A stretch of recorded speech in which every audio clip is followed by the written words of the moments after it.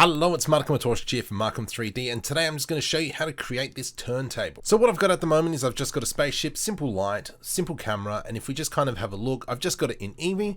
Now if you want to know how to make this texture and this space background, there is a link in the description to a previous video on how we did that. So all I'm going to do is put the 3D cursor in the point where I roughly want to spin the camera around. And what I'm going to do is go Shift A to add in an empty, and I'm going to add in a plane axis in there. Let's just make it a little bit bigger just so we can see it.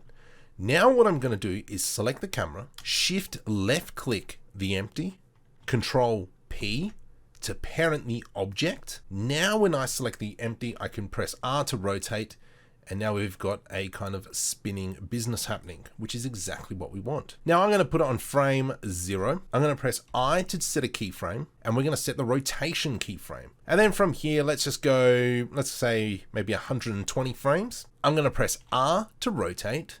Z, so we rotate on the Z axis and 360 degrees, and let's press enter. I again to set a keyframe and then press rotation, and now we've kind of got it spinning around. But if you watch it, it kind of slows down, speeds up, and then slows back down. That's not what we want. We want this kind of continuous circle. So down here in the dope sheet, I'm just going to press T to bring up our keyframe interpolations, and I'm going to set linear.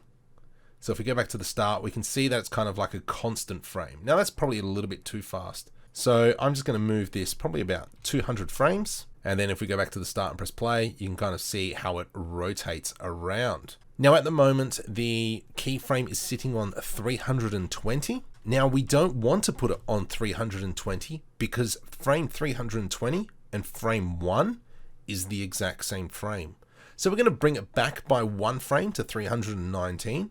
And now what we should see, if I press 0 and press play, we should see a nice rotation. And it's very continuous. There's no jarring in between. Now, if you like this video, please make sure you like and subscribe. It really helps me out and keeps up to date with my content. And in a video coming up, I'm going to show you how to create SciFi panels around corners.